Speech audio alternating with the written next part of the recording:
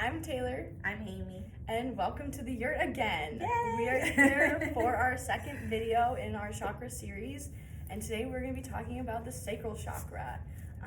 And orange and all this amazing stuff. So, Juicy. Amy, juicy, really, honestly. Juicy. Do you want to get started by telling us a little bit about the sacral chakra? Sure. So sacral chakra positioning is right below your navel. So if you put your finger in your navel and like 2 fingers below or whatever is generally where that second chakra energy wheel is spinning, hopefully. It governs our sexual organs, our relationships, our emotions, our creativity, money, it's, sex. That's why it has been nicknamed the juicy chakra, because it is this like movement. It's the juice of life. Like it is, that sexual energy is the highest energy that a physical body can get to in this human form. And so it's like, it's got that generative, like as a woman, I've carried life here. Like it gives me the shivers still to think about it. But it's like that life force is right there, always wanting to be activated. And so that's kind of how I think about the second chakra. Yeah. How about you? I really like that. I also see a lot about the creativity and taking the sexuality from that and using your sexuality to be creative and express yourself in multiple different ways, whether that's through art or through creative dance or just in doing whatever you want to do each day and using that power for good and to serve your highest good. I think it's really interesting when I was reading about it. It's the first chakra that the cones go outward, both from the front and the back, rather than the root chakra, which just goes down. And then they all go up. But I thought that was really interesting as well. That is. I'm glad you brought that up. And what I was thinking about was the like sensuality is connected with this, like the feel of things, the way we said emotions, but like textures and flavors and all the senses get lit up by the second chakra energy. And it's very playful. Like a really nice way to help balance it is to, be more playful and not get sucked in, because the way to, kind of shut it off or block it is guilt and shame and blame and all those like heavy emotions that can drag us down. Yeah, and I think that, or like as an artist and someone who works in different forms of art, I think that that's where a lot of the blockages come from in not creating art, is because you put such a pressure and monetary value on your sexuality and creativity, where you're like, oh, I don't care to create because it doesn't bring me joy, because you're not doing it out of pure want to do it. And having that creative form, and then you start bringing in other people's opinions and life around you, and then you're just overwhelmed with everyone else's creativity out there. Everyone else's creativity that's not your own. And then from there you have to figure out how to unblock it and what energy is yours and which energy isn't yours. And I think that's a very interesting aspect of it.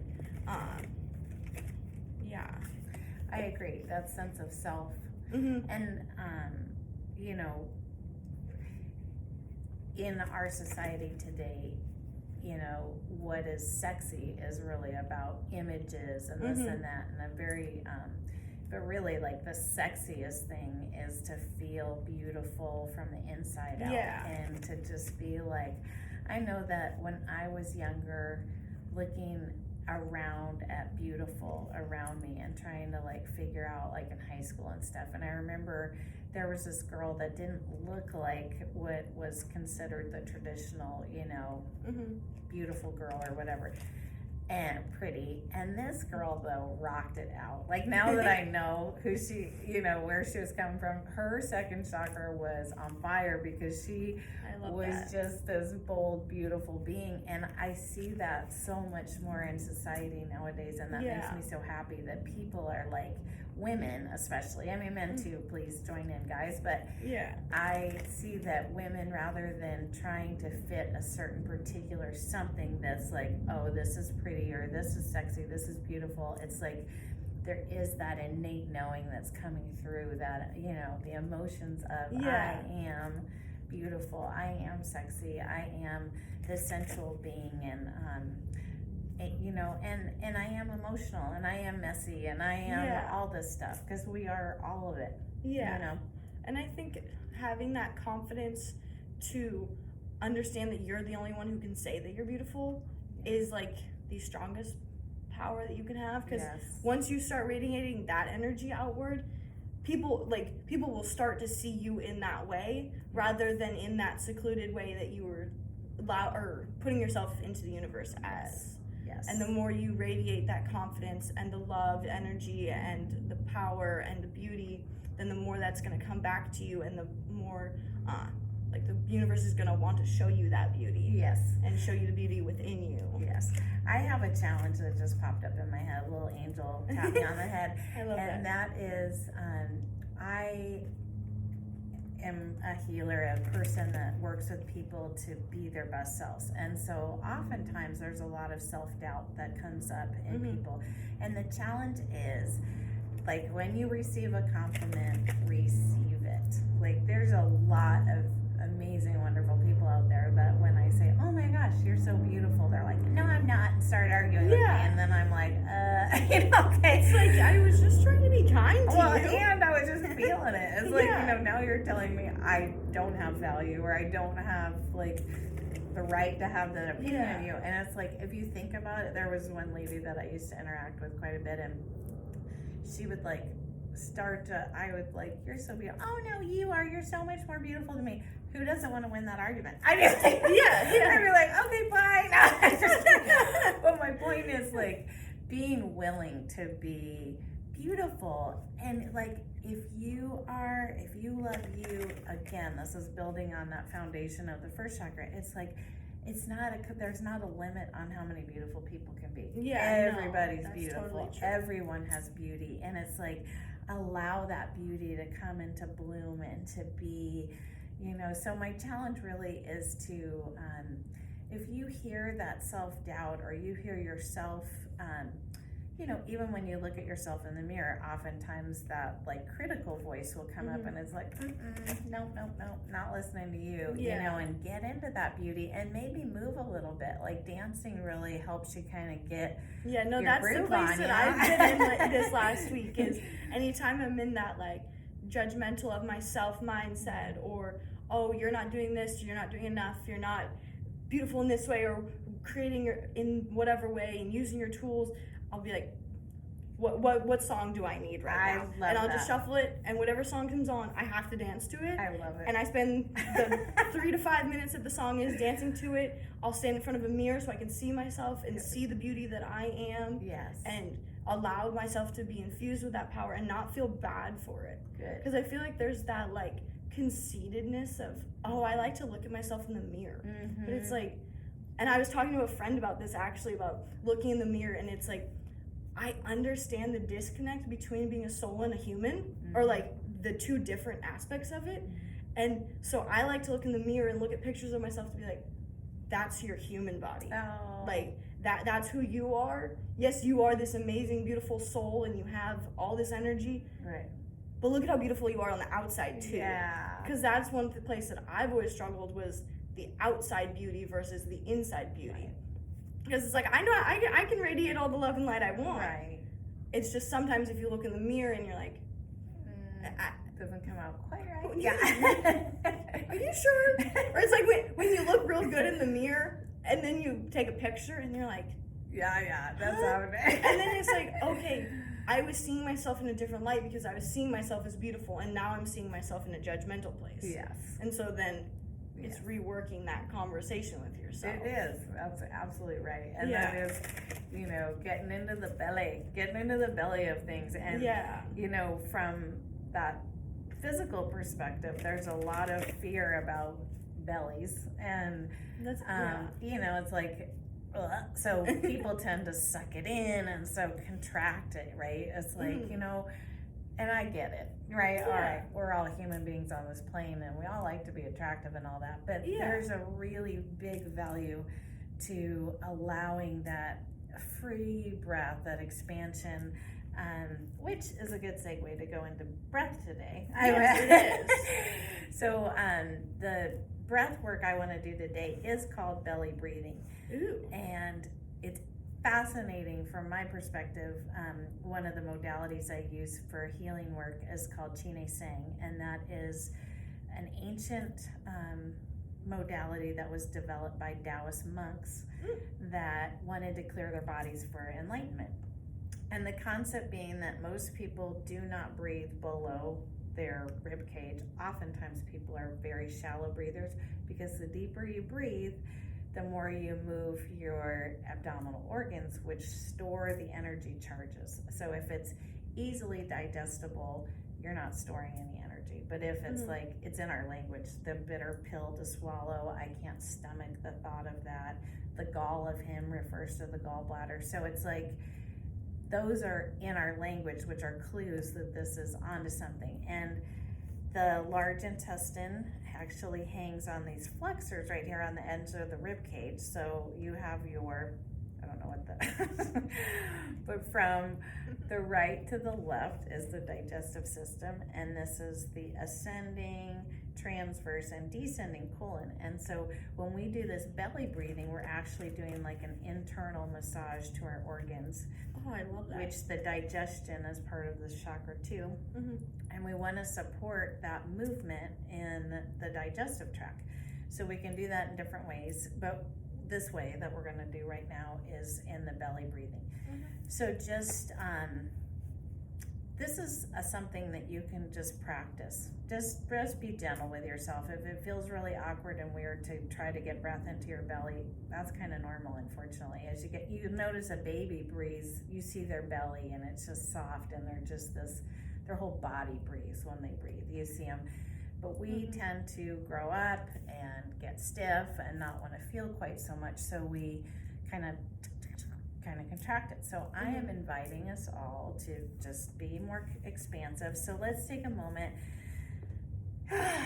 take a nice deep breath and just sigh. Just get a little bit loose for a second. And with this belly breathing, if you imagine that there's a bottle and you're going to draw your breath in and you want to start filling the bottle up from the bottom. But like I say, it takes intention for sure. So you fill that belly up, bring it up, fill it up, hold at the top, and then exhale. And draw that belly in, nice squeeze, squeeze, squeeze, squeeze, squeeze that exhale. And then inhaling again. Filling that belly. Hold. Exhaling. Exhale and squeeze that breath out. Navel to spine, squeeze, squeeze, squeeze, squeeze, squeeze. Let's do that one more breath.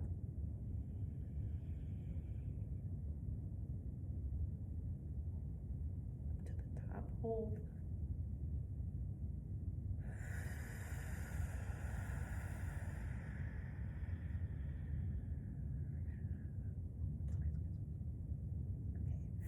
So that can be practiced multiple times.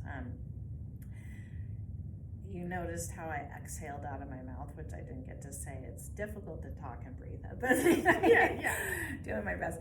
But that kind of exhale is just this like release, and the spine or the navel to the spine visualization. We're actually stimulating that low back too. We're stimulating those organs, so it's like like right now I have more energy in my head is how I feel. It's like, oh, and there's just such a relationship between the belly, the digestive tract, and the emotions. So that makes a lot of sense. yeah. And sometimes if something sad's happening, you like contract in or you hold your breath. So just to be cognizant of that tool of like really just breathing into your belly. And if emotions come up, like during sessions, we would do that breath work for, you know, an hour. And so, and at some point, you know, the person gets very relaxed, but you'll see these energetic charges can come from just facial tics. There can be emotions, but it is like the, you know, freeway to release, because you don't have to necessarily relive all of those things as you're releasing them from your body. That makes sense. They're just leaving. And so sometimes it brings up emotion and tears and stuff, for sure, and it's pretty generally quick. So, and then sense. If you had your rollerball to soothe and support yourself and support this breath work, could you tell us about this wonderful rollerball today? Of course. So this is the sacral chakra rollerball. It has carnelian and citrine crystals. The carnelian promotes the foundation and that connection to the root chakra through the sacral chakra. And then the citrine brings in the happiness and the abundance, as well as that positive energy to release that negative, like you were talking about. And then it has patchouli, which is an aphrodisiac.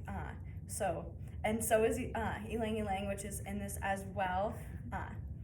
I did it on purpose. I also didn't do it on purpose. The angels are the angels really wanted to promote that sexual, sensual energy, and even more like, and when I say aphrodisiac in this sense with this rollerball, I don't mean in a sense of like sexual with another person. I mean sexual with yourself, and finding that love and playfulness with yourself and in that love. And then it also has blood orange, which promotes that orange energy that you're seeing everywhere, as well as it being connected with the sacral chakra and feminine energy and menstruation and all that. I wanted to include it as the blood orange rather than any of the other versions of orange, because I felt like that one really connects with that piece of our body. And then if you want to be able to see like what the crystals look like, then that's what they look like. And then to use the rollerball, for this one specifically, you'll put it on. Yes, I will show my stuff.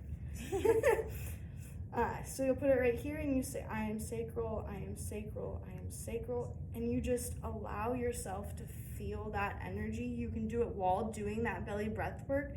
So you'd be rubbing the rollerball as you're taking that deep breath in, and then stop as you were releasing out. So then that energy is being infused into you and kept in rather than being pushed out. And you can also put it on your pulse points, the back of your neck, heart center, wherever you're feeling like you need the sacral chakra to be connected. So you can specifically put it on any of the other chakras to bring that energy upward. And if you are not someone who is into the essential oils and you are just into the crystals, carnelian, again, the carnelian is wonderful. I need to like be able to zoom in on them. Still working on the camera thing. And then the citrine, as well as tiger's eye and moonstone, those ones come through as well. And so we'll definitely be seeing the tiger's eye next week too, because I like to be incorporating crystals that work for multiple different chakras. So we saw carnelian last week and we saw carnelian this week as well, because you have to have that connection between the root and the sacral to get to that next chakra. So we'll have the tiger's eye this week and the citrine this week, as well as next week to be moving up into that solar plexus energy. I like that. crystals are always good. You can carry them around, keep them in your pockets, lay them directly on you to generate that energy or unblock the energy. Yeah. So those are the crystals for this week. Yay. I love that. And I'm going to highlight what you said about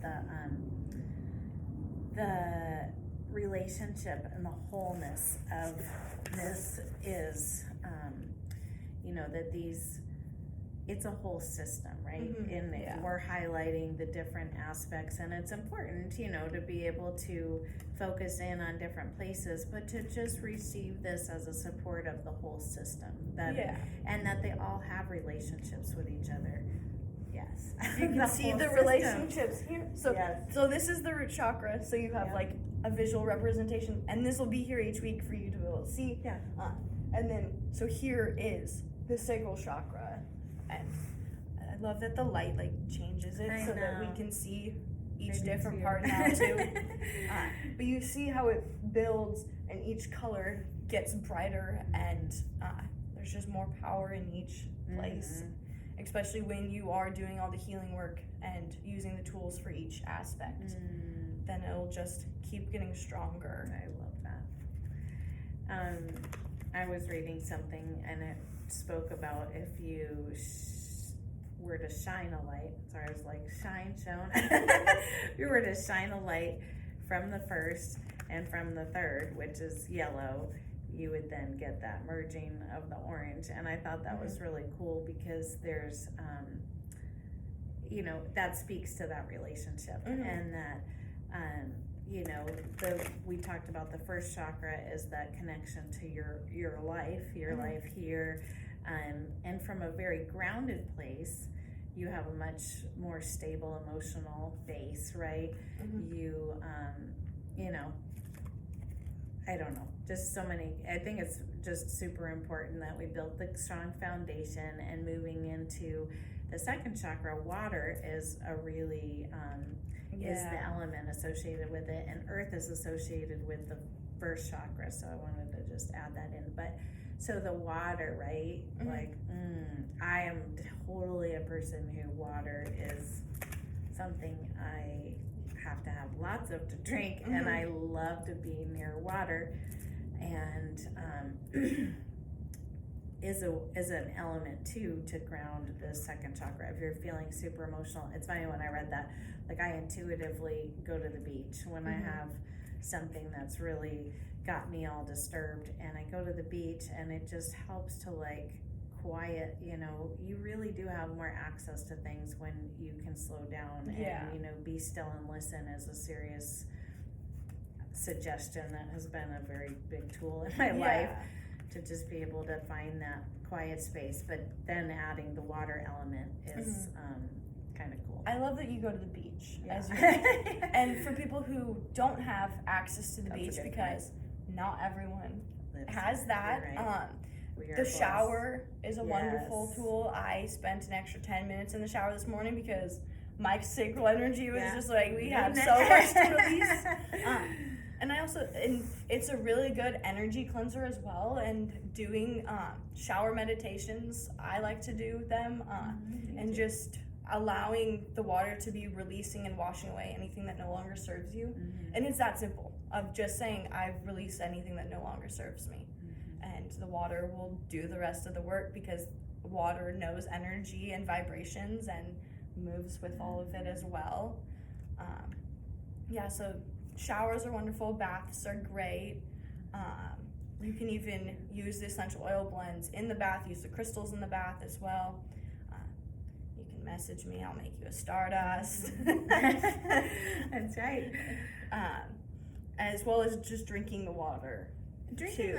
And even washing your hands. Sometimes we get into a spot where it's you know what, I need some help right this second, and I need to ground myself. Say you're in a meeting or you're with someone, it's excuse me, I need to use the bathroom, and just take care of yourself. If there's something I really want to preface in all of this, is this is about mastery of your kingdom. This is my kingdom, right? My energy body, my physical body, my being right here. And I am the master of its domain. And so at any moment I can choose, I need to take care of myself. And that is a strong, healthy thing to do. And life will wait. Life will wait for you to come back into center. Anytime we're reacting, we're operating off of fear, and that is not a powerful place to be. It's the contrary to love. Like, we really want to impress upon ourselves and you. Can't be said enough. Love, love, love, love, love, love, love. You know, there's stuff that we all, struggle with and want to grow into and shift and change and all that, but start to really, really listen to your words that you speak, because if you speak them out, you hear them first. Like, if you're going to talk ugly to somebody else, you're hearing that ugly talk. So really consider how you just consider and observe, how are you speaking to other people? How are you speaking to yourself when you look in the mirror? And it's I absolutely love that. Yeah, I think it's really an important observation tool. I was watching a movie last night, and it was these little girls, and they were talking bad about themselves, and there were other people, and it wasn't necessarily that they thought anything bad about themselves, but there were bullies that were telling them bad things. And this woman, she told them, okay, but if there's people out there that are trying to hear Earth's frequency, and you're the only person that your voice is coming through to them, they're not going to want to come here, or they're not going to want to come to you. So tell them you're here. Tell them exactly what you want to hear. I got chills when I said that. Me too. But yeah, so whatever you're speaking out, make sure it's something that you want someone else to hear, and that you would want life from another planet to hear. I love that. Because then it makes it so you think bigger than yourself. Yes. Even though you are the creator of your universe, it is about you to an extent. Right. Mirrors, right? Be the mirror and be the main character. Yeah, I love that. I love that part. Because I've been seeing stuff about, like, who's the main character in all of this. And it's like, each of us are, because we're each the creator of our own reality. Right. Everyone has their own movie. Everyone has their own show. Right. And, that is so good. I've used the tool with myself. Have caught myself in a relationship creating narratives, and and really had an aha moment when I decided to have a conversation and ask the questions that allowed me to recognize, wow, my narrative is not accurate. Yeah. Like, that's not true. So really utilizing that, and,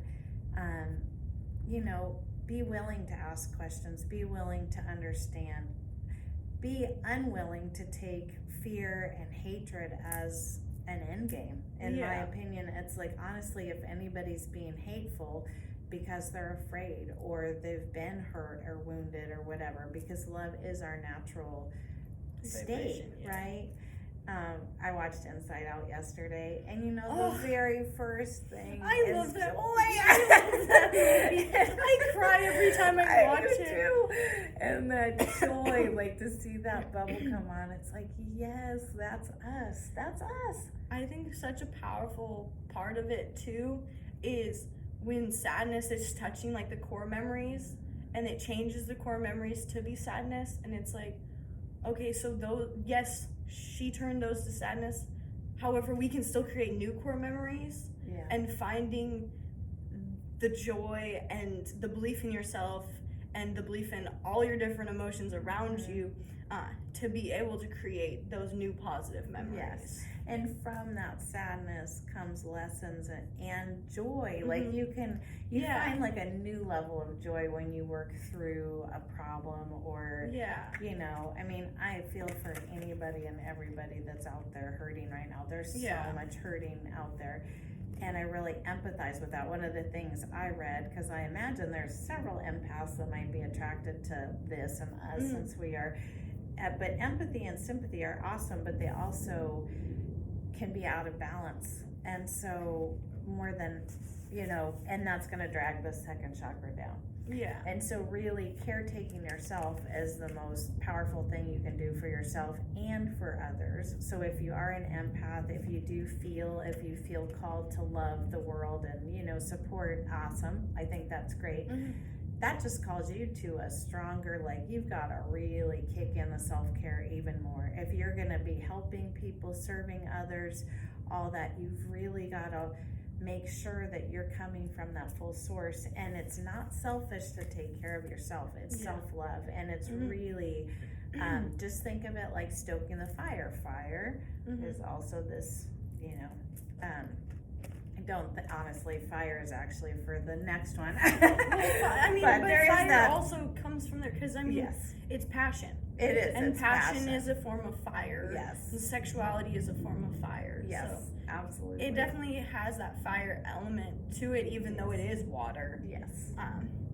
I've been taking the sacred sexuality class. Oh. And it's awesome. And I found something out this weekend that I was like, wow. And although it makes like logical sense, but our menstrual blood is full of stem cells. It's this nutrient rich, we think of it as maybe ew, gross, all of that. I made the face. I apologize for making the face. Well, because I started thinking about, because some people will like consume. Right, the placenta, from birth, right? What is menstrual blood? A baby didn't get created. So all that was going to house a life creation is eliminated. Releasing what doesn't serve you happens every month. So, and yet I was like, wow, like it just gave me this reverence. And it was a beautiful class too, because we got to go back to like, when we had our first menstruation and really hold it and honor it and step into that new stage, because that's does really shift interesting. I wonder how many blockages people have from a negative experience with their first, because so many. Because I can't even tell you the first time I had a period, but I don't think it went well. Like, energetically, I don't get good vibes around it. Yeah, well, I know that in high school, I was in algebra and got up and I had started my period, and I wanted to die on the spot. Yeah, I've been there. Yeah, I'm sure many of us have. And it's like, and I remember opening my locker, like I tied my sweatshirt around my waist, and of course I had called my mom and she was going to pick me up, but I was like opening my locker and I heard these kids pass me and they're like, oh my God, somebody started her period and blah, blah, blah. And I was just like, okay, they don't know it's me. But it's just, there's so much shame involved. And it's like, shit, do we need to be shamed? No, we're doing like this natural thing that, women get the gift of having a baby, which is a huge miracle gift. It's a really big responsibility. It's funny. I mean, I love men, and men are so important, and this balance of masculine and feminine is so important. And it's amazing to me how much crap we deal with as women. And that one of those craps is a period.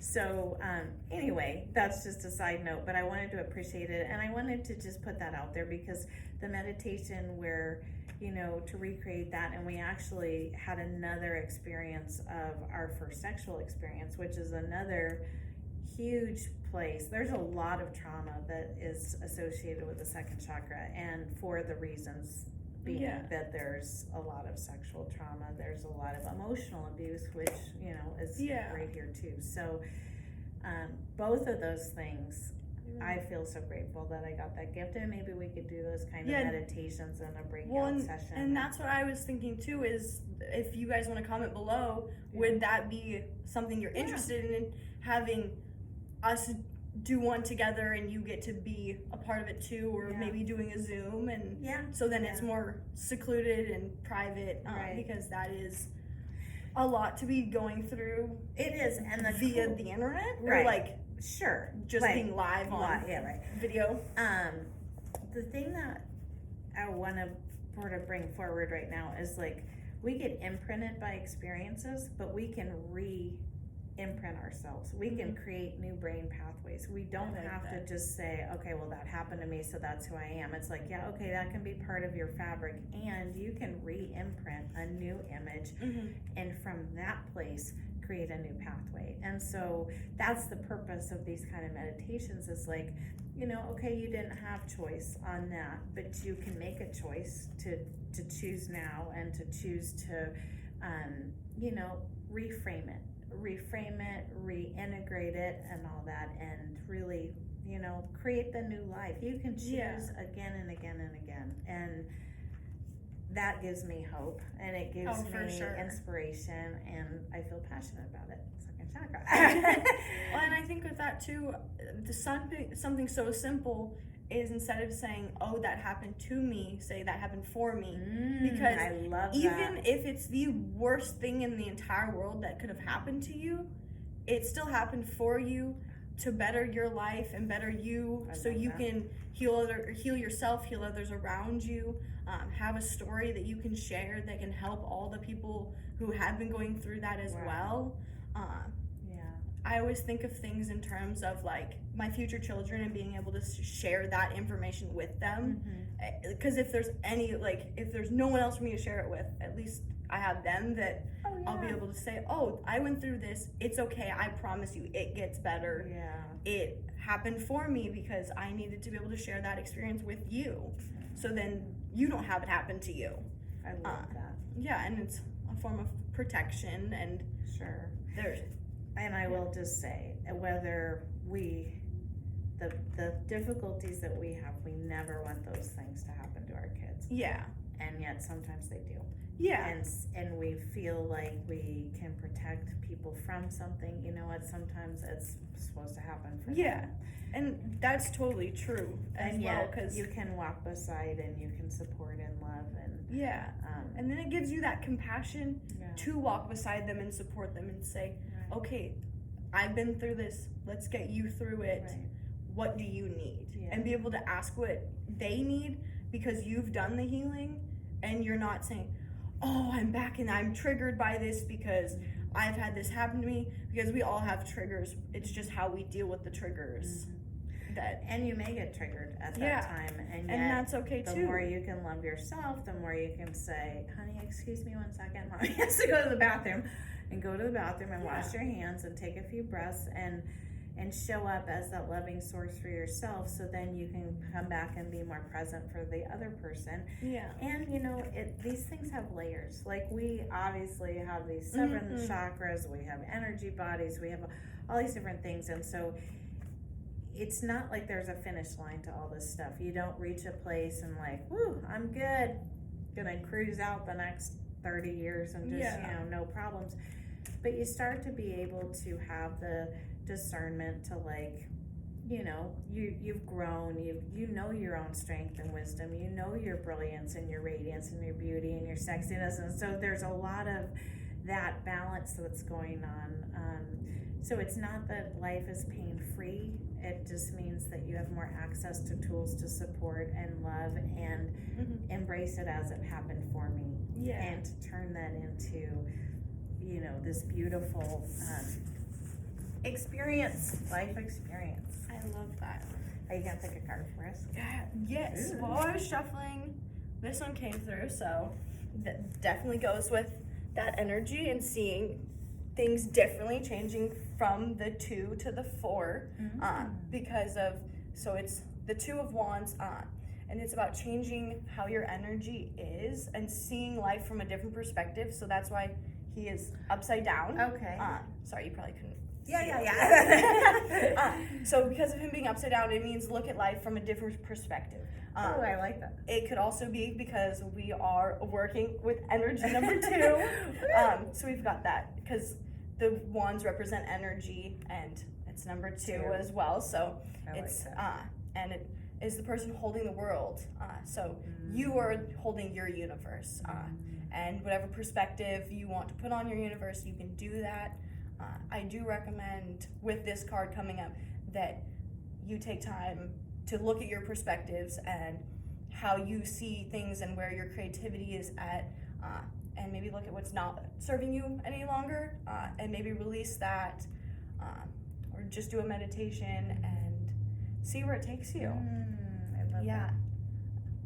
And that's the only card I'm gonna pull. Because I've been shuffling the entire time, and that is the only one that the angels want you guys to have is that 2 of Wands. That's great. So just change your perspective a little bit. View yourself as beautiful. View the inside of you as beautiful. I can't not say this, it's like, Alright, go for it. is to dig out. When I saw that, for some reason, it reminded me of creative projects that, like, you get started on a painting, or, you know, you're in you're in a phase where it's like, oh, I love to make collages, and then you stick them away somewhere. And so it's like, to bring those and just finish them. Yesterday, I painted more of a painting that I actually picked up free at somebody else's free pile out. Taking a walk, I know. And I could see it was unfinished, and I was like, I could finish that, or at least, you know, keep going on it. And so I did that, and like, just that continuation, you know, it gave me that reminder that we're never done, you know, we're just this work in progress. And it's like, I don't know, it felt really cool to just add in and continue on. I love that you saw the beauty in someone else's creation too, and decided that, okay, they didn't want it anymore, so I can use that to create something more powerful in your own way. Yes. And taking someone else's creativity and using it as power to your creativity. I really love that. And that definitely, you can see that in that wand, how he's attached, or how it's attached. And then that one's moving forward. So it's like, okay, so what stuff have you left behind that maybe you should look at again or come back to? I love that. Plus collages are always wonderful. They are. That's a way I help myself kind of get with my emotions, is just play with like what's popping out for me. And there again too, it's okay to look at a project and go, yep, I don't need that anymore, and let that be, or, you know, so. And I think with that too, allowing yourself to take a step back and say, okay, that isn't serving my creativity. I don't resonate with it anymore. I may have at one point, and that's okay, because old me was totally in alignment with it. However, now new me and this version and who I want to be, it doesn't serve that, and it's okay to release that energy. Instead of trying to force yourself to finish something that you don't resonate with anymore. Right. You know, let's remind ourselves that this is the pleasure center. So too much of a good thing is too much, but to really, like, maybe this week, just be in the sweetness. You know what I mean? I love that. Be when it feels good. We're kind of running long on time, so instead of a long meditation today, I want to just quick pop into presencing. I like that. Mindfulness is a word that's used a lot these days. And all it really means is being awake and aware of what's going on in your life in this moment. So bringing that breath in, and I want you to imagine that there's this beautiful orange, the fruit, an orange right in front of you. If you don't like oranges, you can use a peach or a mango. You pick your fruit, but just something that is just ripe. You can feel its life force right there. And it's this beautiful orange color. And see what your senses can pick up. What does it smell like? Like, I am imagining like slicing into this orange, and like it's effervescent. It makes my mouth water actually thinking about it. The smell, it's almost like the life force just goes and it bursts through, and it's like, I get to eat this beautiful thing. And to really look at it, see the sacred geometry. Fruit is an amazing source of this beauty, that nature is genius, absolute genius. Look close at these things. You'll see that on the white part of the orange, there's actually like little tiny crystals of life, phytonutrients. They just glisten and sparkle. And you'd be bringing this fruit in and putting it in your mouth and tasting it. And as you go through this week, and this presencing that I'm trying to just encourage right now is like, in a moment, if you can just bring yourself into the moment, just take a breath. You know, sometimes we're hurrying, trying to make a meal or something, and if we could just give ourselves the time to take a breath and be with it. be with this food. Like, marvel at it. It's a miracle. You're a miracle. Let your senses come alive and encourage this through smell and sound and sight and taste and sensuality, what things feel like. And when they feel good, marvel at it. Touch that velour blanket, just like allow yourself to be comforted by that touch. These are momentary little things, but I'm just wanting to encourage you to bring forward to the front burner the pleasures in your life. And simple pleasures, there's going to be a multitude of them if you can start looking for them, start focusing on what's pleasing to me. Much better thought to dwell on than what am I mad about right now. Like, kick it into a different gear. What pleases me? What feels good?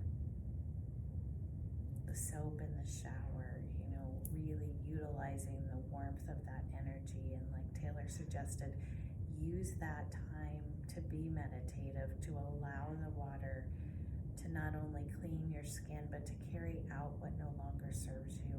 What are you ready to release? Surrender. Whatever word really resonates with you.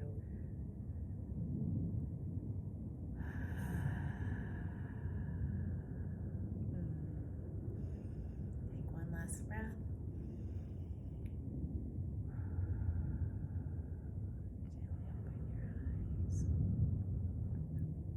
Thank you.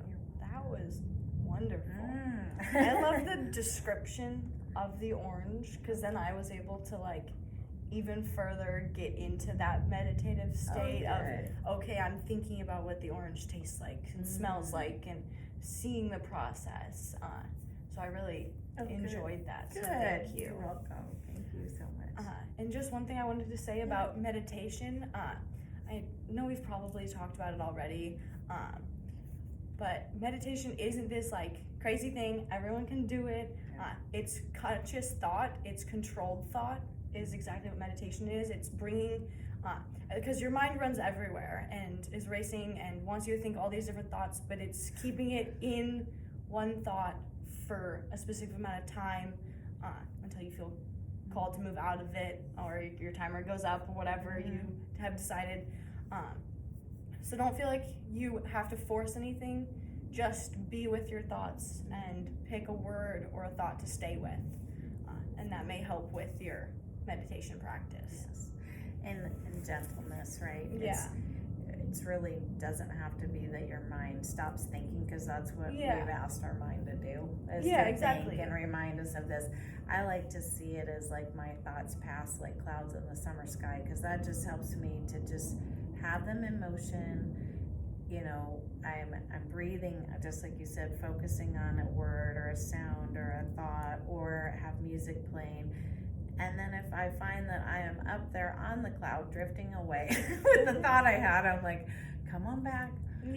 But gently, lovingly inviting myself back, rather than, I'm thinking again. I can't meditate. It doesn't work. It's I'm gonna put that on the back burner. I'll remember. We'll think about it later. Yes. And it's just that simple. It is. It's really simple, and it's a time when you can expand into access to your mind is so much more than just a reminder of lists and facts and all this stuff. It's we actually have access to all of everything. Yeah. We are our own Googles. I love that. Internally. And sometimes it's helpful to keep a notebook and a pen if it's something that you just can't let go of. Just take a second, write it down, and go back to your meditation. And just love it. It becomes a meditative state of life. It's a way to physically shift your body. It's all kinds of things. Anyway, we'll talk more about that next time. It's a favorite topic of mine. Did you have anything else? I guess there's so much. It's almost hard to put all this into one. We will definitely be doing a full chakra class where you get to ask us all of your questions as well in the class, and get way more in depth and have crystals to actually be working with, and we'll do sound baths with the specific chakra bowl. There's so many different tools and things that we have to share with you that we can't get through in the amount of time that we have given ourselves, even though time is an illusion. But here we are, and almost an hour later. So I hope you enjoyed it up until this point, and hopefully we will see you again next Wednesday. And yes, make sure you follow, or I guess it's subscribe, like, comment below if you have any questions. If you specifically have anything you want to know about the solar plexus for next week, please let us know. DM us. We are always of access to you and for you. So have a wonderful week, and we will see you on Wednesday. Yes. Okay, I'll ring us out. How about Yes. that? Thank you. Thank you.